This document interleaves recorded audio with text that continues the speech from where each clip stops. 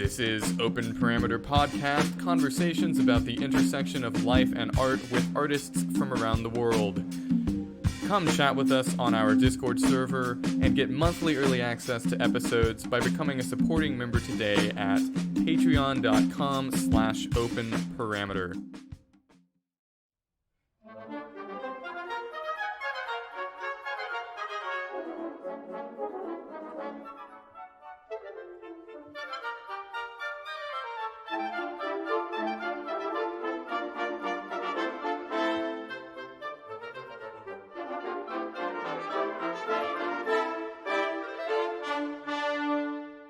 Hello, and welcome back to Open Parameter Podcast. I'm Abby Hawthorne, one of the creative consultants here at Open Parameter. We just listened to a clip from Gordon Jacobs' Old Wine in New Bottles, performed by the Dallas Chamber Wind Ensemble in their inaugural January concert. Today, we are joined by the founder and conductor of the Dallas Chamber Wind Ensemble, Reagan Brumley. Reagan Brumley is the Director of Performing Arts for Irving Independent School District. In this position, he supervises the district's band, choir, dance, orchestra, and theater programs, where he oversees student instruction, curriculum development, and implementation, and also provides professional development for the performing arts faculty. During the COVID-19 pandemic, Reagan founded the Dallas Chamber Wind Ensemble, a group comprised of professional players and teachers in the Dallas-Fort Worth area that is dedicated to performing the best in original chamber literature for winds. Hi, Reagan. Thank you so much for joining us on the podcast today. We are delighted to have you on. Yeah, great to be here. And I'm delighted to get to talk about not only the Dallas Chamber Winds project, but just the state of music and music education in general, and grateful for the invitation. Absolutely. So let's start today first by discussing the Dallas Chamber Wind Ensemble. Tell us about it. This ensemble was formed out of the desire to make music simply for the sake of making music. Can you share your motivations for starting the group? Absolutely. It was, for me, kind of the tandem of everything that was happening with the lack of live music performance due to the pandemic, coupled with the fact that I transitioned out of being in the classroom for the last 15 years. I was a public school band director, and that was kind of beyond my family, my existence, and how I identified myself in transitioning into this administrative role in music education. And so it was kind of this double whammy in my life of there's not any live performance or even live rehearsal happening in a significant way in general due to the pandemic, plus I'm not in front of musicians, be they student or professional, in any capacity other than occasionally observing a class. And so my nature, for better or for worse, is to go, okay, this is something I don't like about my current situation. Is there a way to change it? Is there something over which I can have some control to change the circumstance? And so I just thought, okay, there is the double-edged sword of social media and all of the drama and mean things that can come from it, but it also can be a really useful tool. And so literally, kind of on a whim, after a few days of thinking about, geez, I've taught in DFW for a long time, so I've interacted with a lot of great players, some of whom I taught, like you, Abby, some of whom I've collaborated with as applied instructors for my students, and just thought, okay, I wonder if I just kind of cast a wide net with a Facebook post and say, if I can provide a venue and literature and a rehearsal structure and keep the group small enough to be safe and provide a facility that's large enough to keep it safe,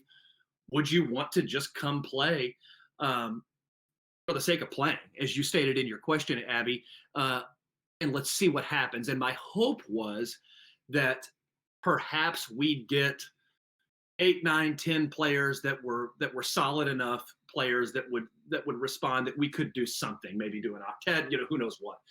And to my shock and delight, I made that post, and by about 2 hours later, there were numerous either responses directly to that post or messages there on Facebook or text messages to me. And I'm talking about like 45 or 50 within 2 hours saying, hey, I'd love to do this. And so immediately that got my wheels turning and started thinking about, okay, there is this trove of really, really great and significant music for small form wind ensemble. I think when we throw around the term wind ensemble, we think about the 45, 50 piece, playing the Hindemith Symphony or one of the whole suites or something like that. But there's all this great work, like the Gordon Jacob work that you started with, and works by Stravinsky and Mozart and Beethoven and on and on. And so there was enough interest from really good players that I thought, okay, we can have a flexible instrumentation 15 to 22 or 23 piece group that should really be able to play some significant stuff. So on a few of the instruments, there was enough interest that we did a kind of a short audition to pare it down, to get it down to a manageable size. Threw a proposed schedule out there to make sure it worked for everybody. And then I believe, and Abby, you can correct me if I'm wrong, I think in October of 2020, we started rehearsing on Saturday mornings just at one of our high schools in Irving. And it worked. And the people in the group were committed to it. And we're now working on the second cycle. And the final thing I'll say about kind of the origin is we knew after a couple of rehearsals that it was working in terms of, okay, these are really good musicians and we're, I think, doing justice to the literature that we're choosing to play.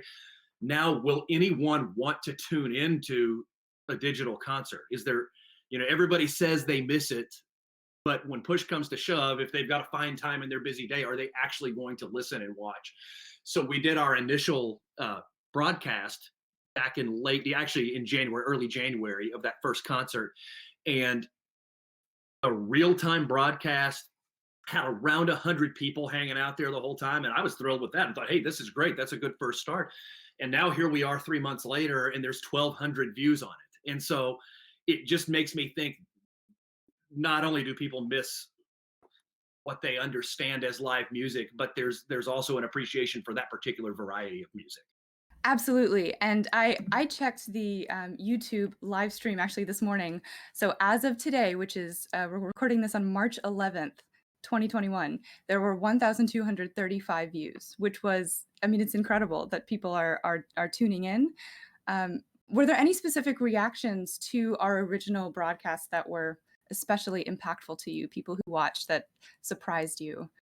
Yes. In fact, I was fairly blown away by both during the actual premiere broadcast and in the subsequent days, I would say about the 3 or 4 days after, how many emails, text messages, phone calls I got, everything from band directors here in the area to, in one case, a band director who's actively teaching in London right now, who is friends with one of the members of the ensemble, and so watched simply because he saw that the ensemble shared, hey, we're doing this concert on Sunday night, who reached out and sent this great email about, thank you so much for taking the time to kind of do a social media campaign to let me know about this because I thoroughly enjoyed it and how wonderful he thought the group sounded. And so that's one of those lemonade out of lemons situations from the pandemic music making that if we had, Abby, just started this group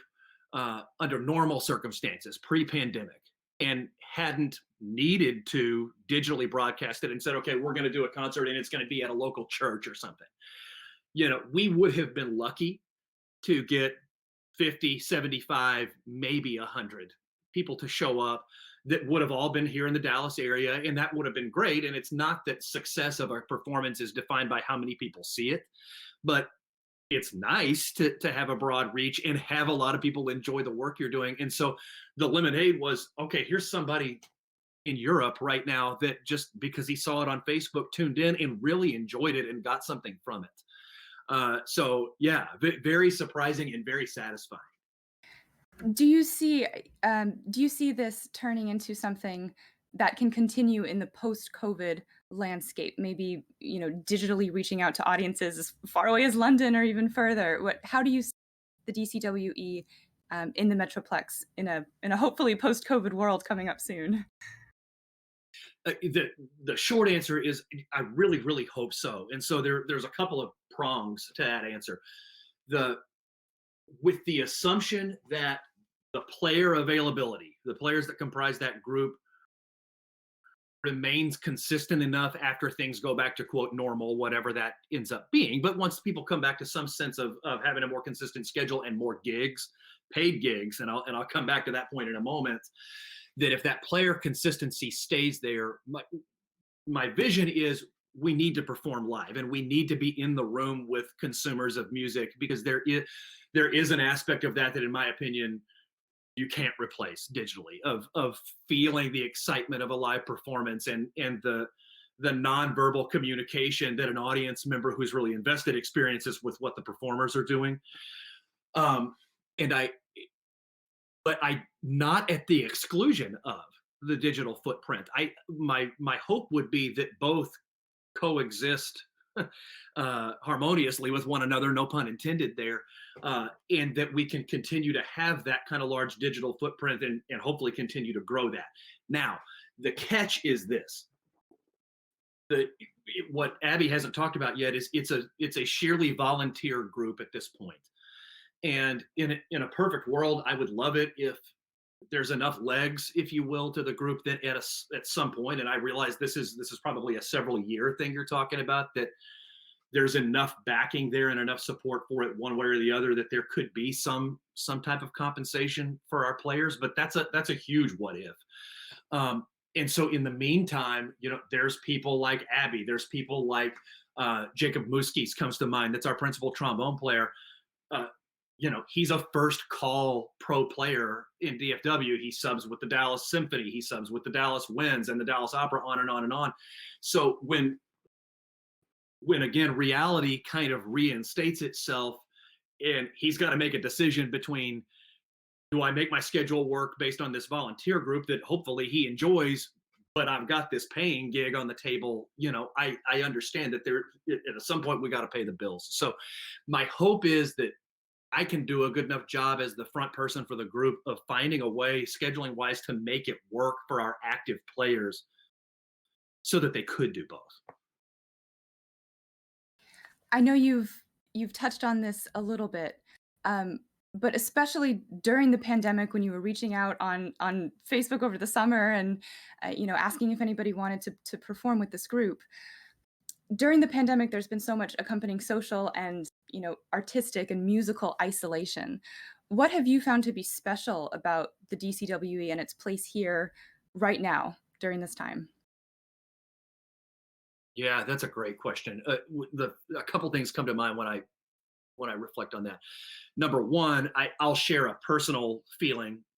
When we had the first rehearsal of the group, that was I said earlier in one of my prior answers, my identity is all wrapped up in music and music education, although this is not an educational endeavor purely, but just in art music and wind music in general. And it was the first time, it was mid-October, and it was the first time I'd stood in front of a group since March 11th, interestingly enough, a year from the time we're recording this podcast. And so I got in my car, and I am not prone to this. I got in my car at the end of the rehearsal, and it was just a woodshed rehearsal. There was not anything particularly beautiful that happened at that music, but I got in the car and burst out in tears, literally, because it was such a release to be with like-minded people in the room, not on a Zoom call, making music for nothing other than the sake of making music. Again, none of us were going to collect a check at the end of the cycle. It was people that loved making music for the sake of it. And there aren't words to describe the release it was. And then my hope is that, because I don't think we were the first DFW area group to do something, but I think we were one of the first groups to put anything together post-pandemic. And so I do feel like we served a role to hopefully show that you can do this and we can start to open the door here, but do it responsibly. That it doesn't have to be feast or famine, basically. And so and I actually did, you asked about the comments we got after that first broadcast. I got a couple of those comments that, hey, it was obvious, look, the group was distanced. It was obvious the group was 18 or 20 people and that everybody was taking care of business. I was masked as I was conducting very intentionally to make a point there that it was something we were taking seriously. So I'd hope that as a secondary role, that's something that we've at least been able to contribute to. I have so enjoyed getting to play with the DCWE as principal oboe, and I look forward to continuing. We actually have a recording project coming up on April 3rd. So can you share with us how our listeners can find our live stream recording and how they can connect with the DCWE on social media? Yeah, absolutely. And this will show you when I answer this question, and I'm kind of embarrassed, but it just is what it is right now. This will show you how spur of the moment this really was back in the early fall when we cast the net out there, and how kind of mom and pop we are right now.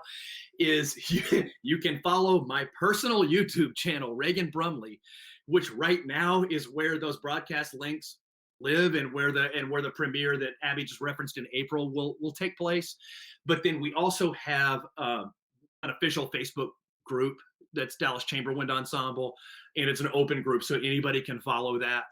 And we provide updates there, and I'll always post a week or so before the performance a little kind of narrative about what to expect in the performance, and tell a little bit about the literature. So hopefully people that may not be familiar with that particular literature can go in knowing something about it.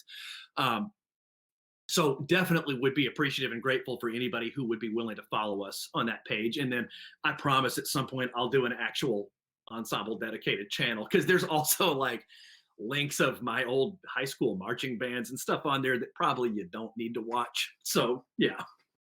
You posted a tease photo of the upcoming program. You posted a picture of the score of Igor Stravinsky's Symphonies of Wind Instruments. So tell us about this piece, and then about the other pieces you chose to go along on this upcoming program. Yeah, absolutely. The Stravinsky, well, let me back up. I very intentionally, on our first concert, when we programmed the Jacob Old Wine in New Bottles and the Vaughan Williams second movement of his Eighth Symphony was on there, which is a winds only piece. It's an original Vaughan Williams symphony movement, but that is for small form wind ensemble. And then we did some of the Tielemann Susato dancery as well. That was all intentionally a very conventional chamber winds program, because I needed to do that. There's certainly some demand in that music, but I also needed to get a feel for what the group could do. And know that we were going to have something that we could put a beautiful product together with, but that was not going to be overly taxing. We rehearse once a week, and so we put that cycle together on four rehearsals plus that recording day. So it became apparent that there were enough really substantial players in the group that we could push the envelope a little bit more. And so as I started thinking about what do we build the second cycle around, immediately the Stravinsky Symphonies of Wind Instruments came to mind, because it is, for anybody that's kind of a wind band, wind ensemble geek, as I shamelessly am, that's a cornerstone work for any genre of wind ensemble. And also highly important because, again, anybody who follows wind band at all knows the struggle through the 20th century was convincing substantial composers to write for the genre, because it was very much seen as it's something that you see in the military idiom or in the school institutional idiom, and they play marches and orchestral transcriptions. And so there was this long-term, decades-long struggle to get really serious composers to write for winds. In the Stravinsky Symphonies of Wind Instruments, the first versions all the way back to 1920, so you're getting into his kind of neoclassic phase there, and then he came back around and tweaked it and revised it in 1947, and that's the version we're doing. And it's pretty virtuosic, but it's way ahead of its time in terms of its metric complexity. When you think about, he put that together in 1920, and it's highly multimeter and highly rhythmically complex and very hard to align vertically. That was not being done, with any kind of frequency at that time. So it's significant regardless of genre for that way.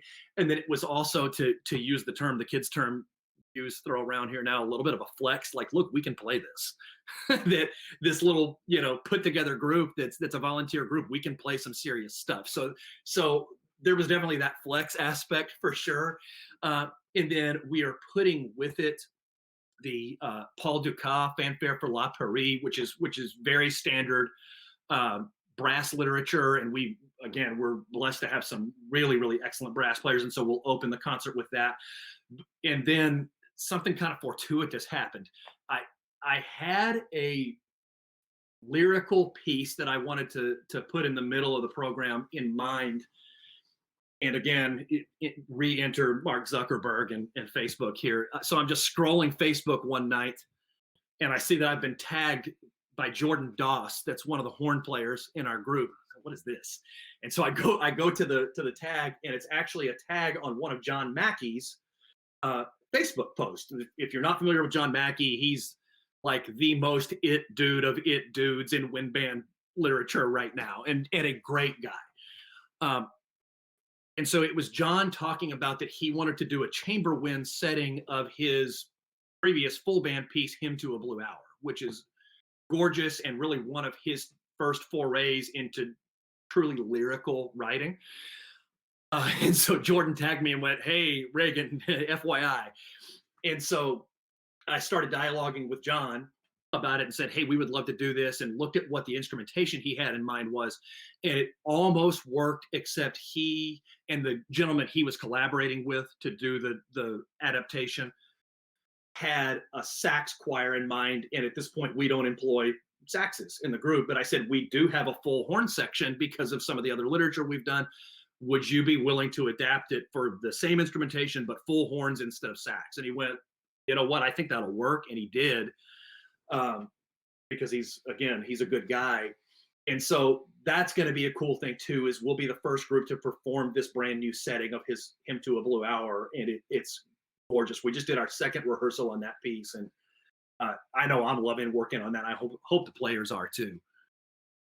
We are, absolutely. It's a beautiful transcription of this work, and it's incredible that he was just able to put this together for you so quickly and is allowing the group to play this. It's fabulous. Going forward with future programming, with this smaller chamber instrumentation, do you ever have in mind commissioning some composers to write works brand new for this ensemble? The ink is not yet dry, essentially.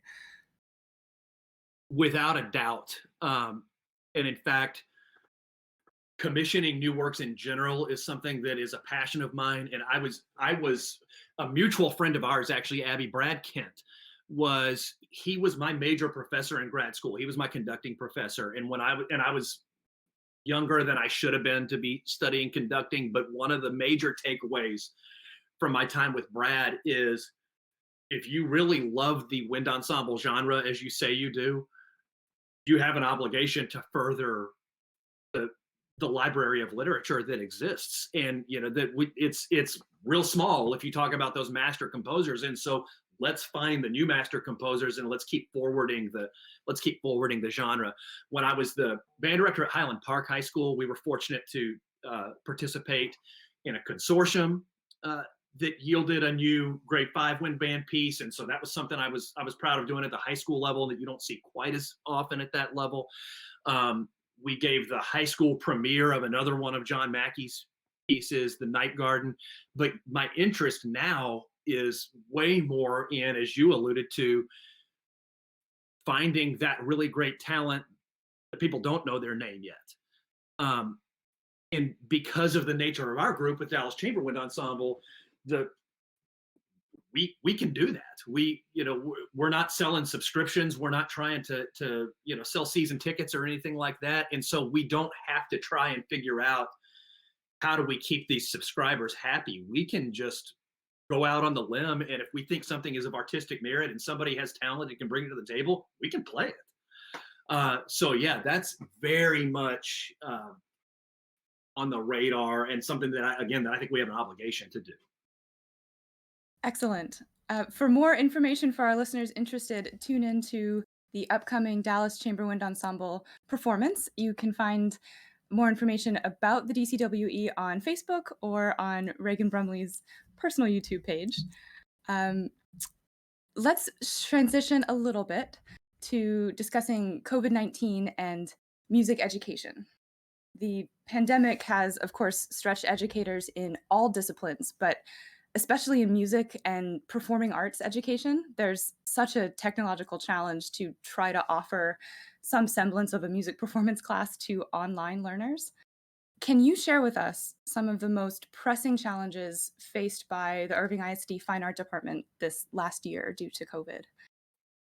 Yes, and that I'll give the preface or the disclaimer really that the first thing and the most significant one that I'll speak to, it's a sensitive subject, but it's one that in my opinion we have to be honest as a society about, and that is that in performing arts education, and I would say perhaps even within music education the most as a subset of that, it has laid bare the disparity between the haves and the have-nots.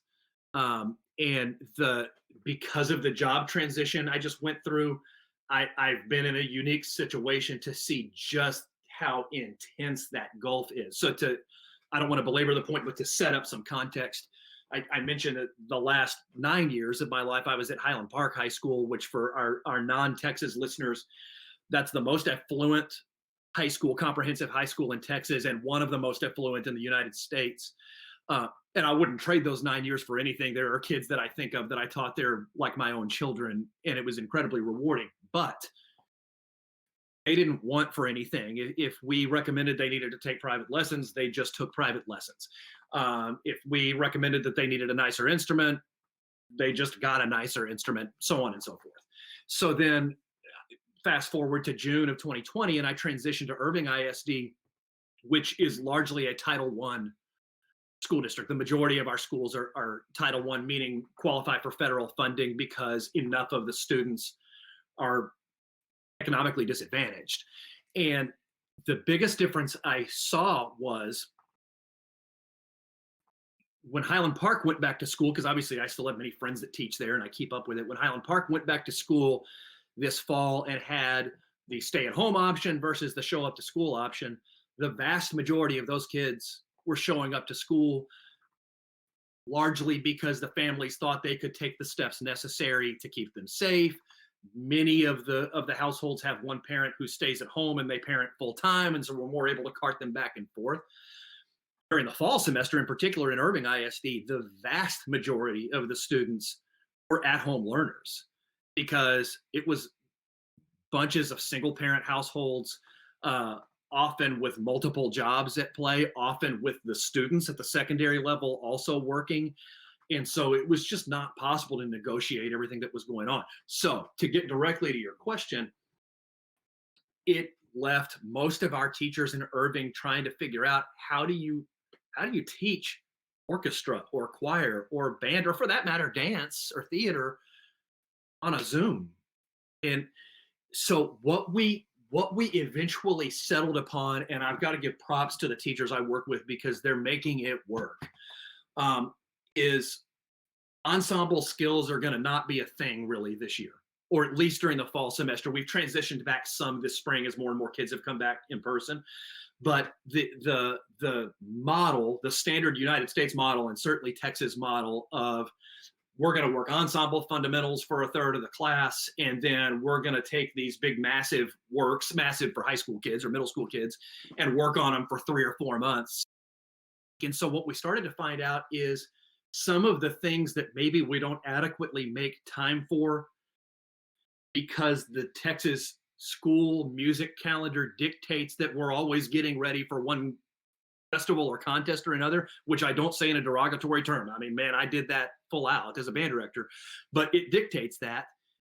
Maybe now we get to rethink it a little bit, and we're more focused on teaching the individual and teaching individual skills.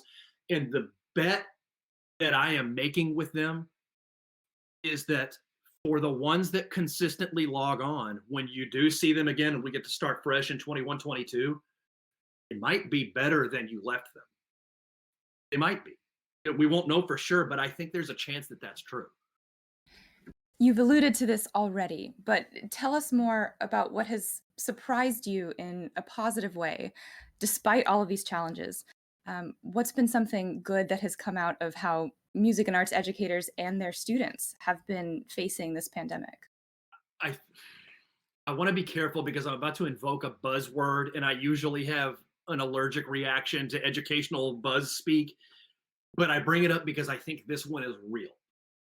The positive in the surprise is, and I think it has put fine arts programs on more solid ground, perhaps in a lot of cases than before the pandemic, is that we as fine arts educators can teach social emotional learning better than anybody else in the school. That we can, uh, not to sound overly touchy feely, but it's the truth in my opinion. We can teach sensitivity uh, to oneself and to others through our curriculum, which is the music and the care that it takes to learn the craft part of the music to then be able to execute the art part of the music. Um, and just by the nature of the beast, by the nature of what it takes to maintain one of these large arts programs in Texas, that we have to be highly invested in these kids and we have to have lots of time on task with these kids.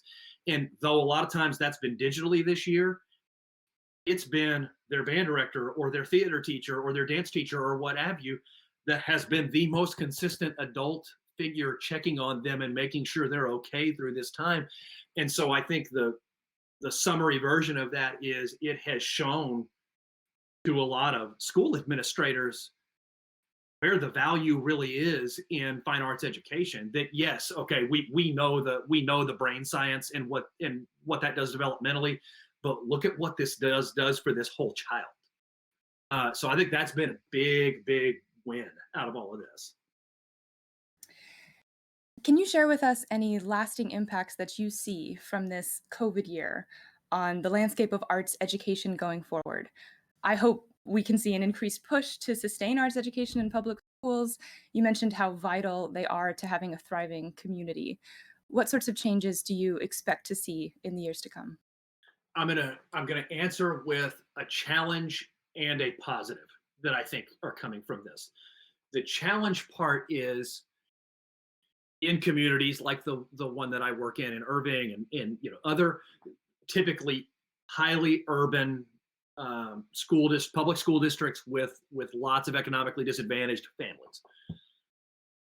The challenge is going to be you will see lower enrollment in 21, 22 in the schools in general, in the public schools in general, but particularly in the arts programs, because one of the most tragic pieces of this is though our teachers have done an amazing job getting lots of at-home learners engaged, there is a sizable chunk of kids that they knew about in March 11th that we've never seen again. That we don't know if they live in our school district anymore. Maybe they do, but they're just not coming to school. That's going to be a struggle, and obviously that transcends the impact on those arts programs. That's going to be a thing because so much of public education is enrollment funded, and that I could go off on a whole other thing on that, and I'll spare you, but it is right now. And so the challenge for people in jobs like mine that are fine arts administrators is going to be beating the bushes with our bosses to say, look, please don't base how you're funding these programs and staffing these programs on the 21-22 enrollment, because this is an outlier that is a byproduct of a once in a century situation that we all just lived through. So it's going to take lots of advocacy, and it's going to take patience from all of our arts educators to be willing to rebuild those numbers. And we can do it, but we have to be proactive advocates for our programs to make sure that happens. That's the challenge part.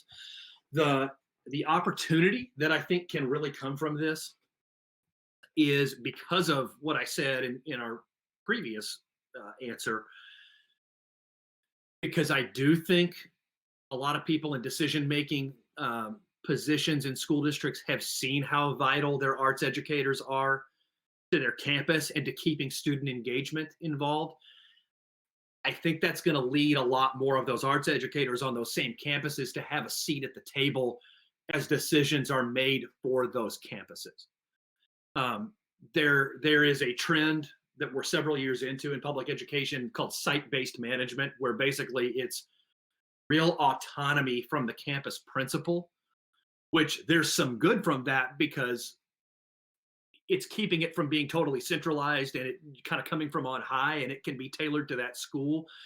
But that can be made into even more of a positive because that campus principal can bring in that theater teacher that did this amazing job keeping their kids engaged and was able to get them to participate in performances while the math class down the hall had 3 kids in person, and say, what were you doing? How did you breed that kind of engagement while the percentage school wide was so low? So I think that's a real opportunity to kind of level up, if you will, the standing and the position that our arts educators hold. This must have been a crazy year for you to take over in the Irving ISD Fine Arts Department. Tell us about what drives you every day going to work. What are you there to accomplish for the students, for the arts education faculty in Irving ISD? Though it was hard indeed to transition into a new role, particularly a really different role than I had while this was going on, it actually has driven me harder, I think, because the attraction to this kind of job for me was I want to advocate as much as I can for these teachers so that all they have to focus on is teaching kids.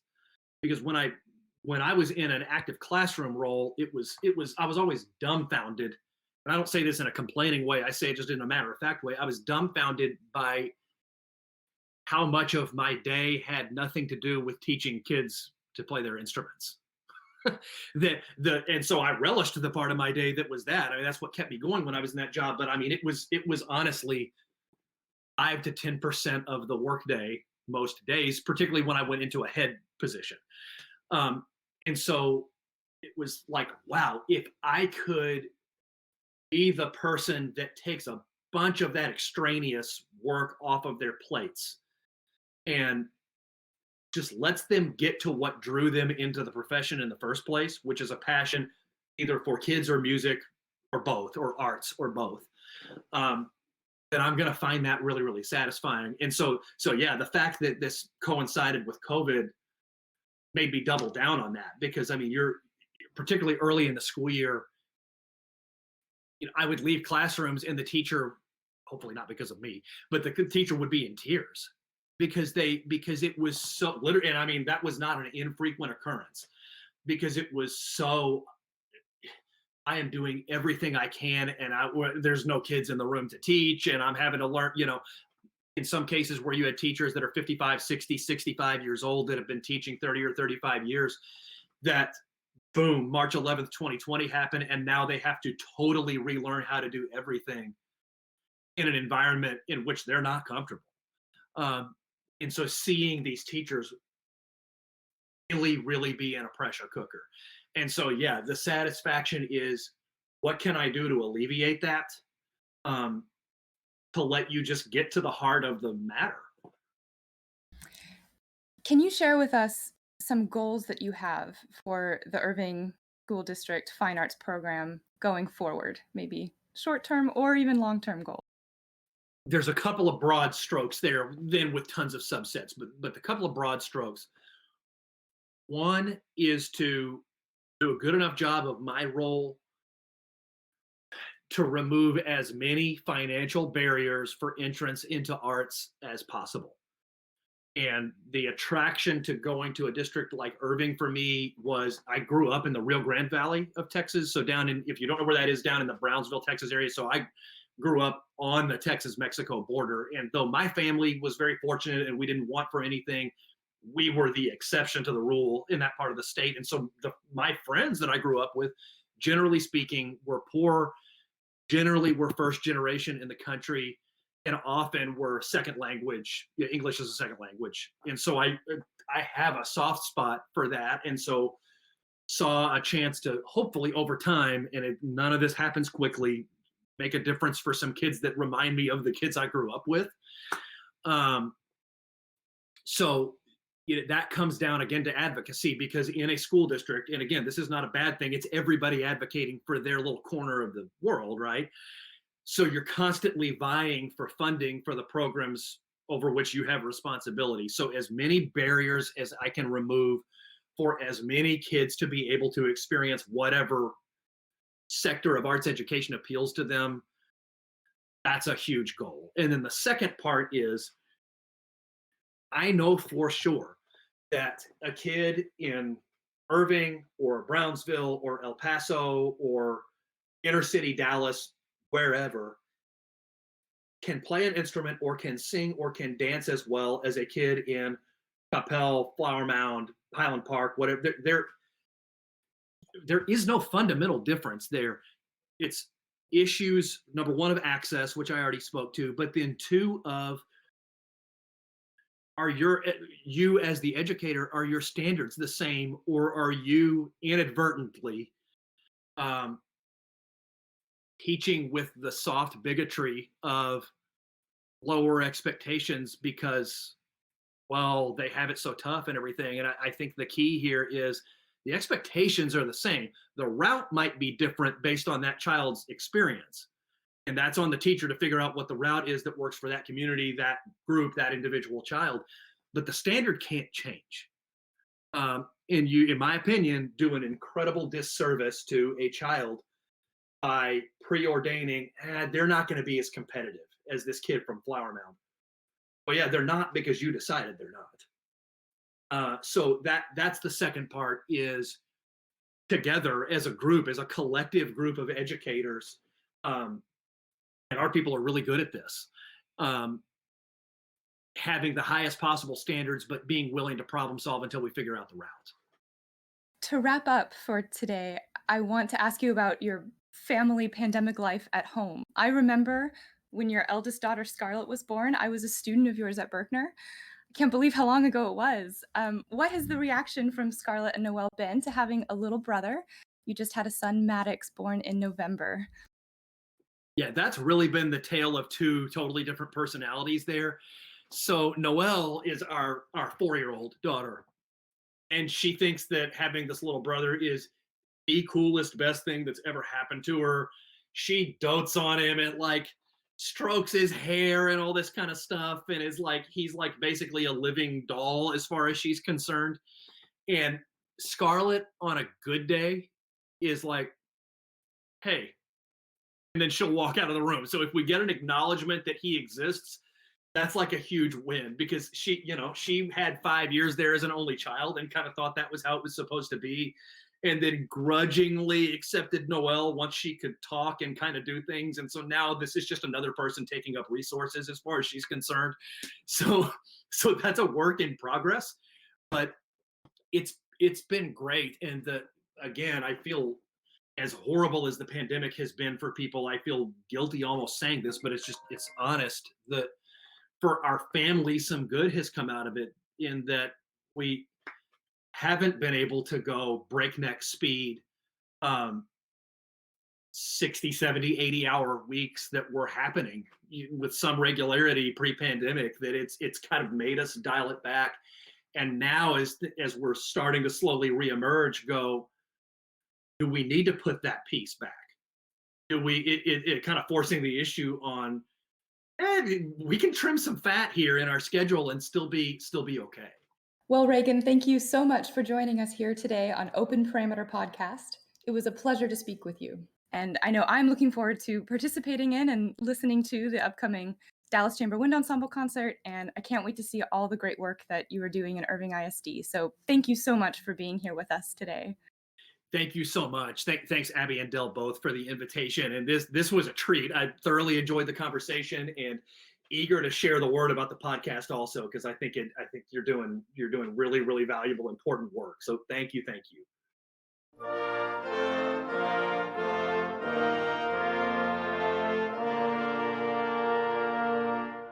Thank you for listening to this episode of Open Parameter Podcast. If you liked what you heard today, consider subscribing to our Patreon and help support the people who make this podcast possible. Patreon subscribers receive all monthly episodes released on the first Wednesday of each month. Additionally, subscribers receive access to bonus content, can listen to exclusive Q&A sessions with our guests, and even participate in those Q&A sessions the day we record an episode. Check it all out at patreon.com/openparameter. As always, go to openparameter.net for more information on all we are doing. I'm Abby Hawthorne. Thank you so much for listening today. Please tune in again next week.